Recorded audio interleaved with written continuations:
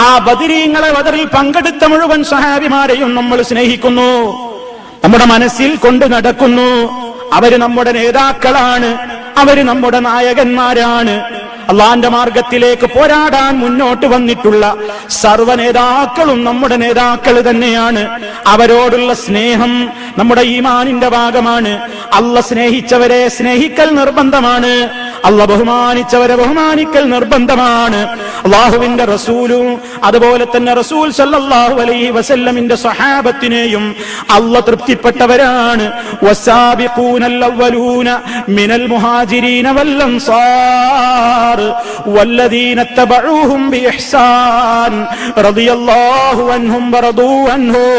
അതാ അല്ലാഹു സുബ്ഹാനഹു വ തആല പറയുന്നു, ആ ആദർശ രംഗത്തേക്ക് മുൻകടന്ന് വന്ന മുഹാജിറുകളും അൻസാറുകളും ഒക്കെയായ ആളുകൾ അല്ലാഹ് അവരെ തൃപ്തിപ്പെട്ടിരിക്കുന്നു, അവര് അല്ലാഹനെയും തൃപ്തിപ്പെട്ടിരിക്കുന്നു.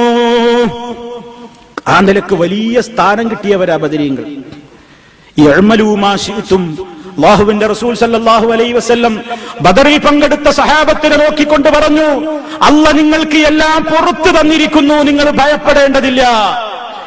അത്ര വലിയ സൗഭാഗ്യം കിട്ടിയ നേതാക്കളാണ് ബദരീങ്ങൾ. ആ ബദരീങ്ങളെ ഞാൻ സ്നേഹിക്കില്ല എന്നൊരാൾ പറഞ്ഞാൽ അവൻ മുസ്ലിമാകുമോ? പ്രിയപ്പെട്ടവരെ, ആവില്ല. അതുകൊണ്ട് ഇന്നത്തെ ദിവസം ഇതാ ബദർ യുദ്ധം നടന്ന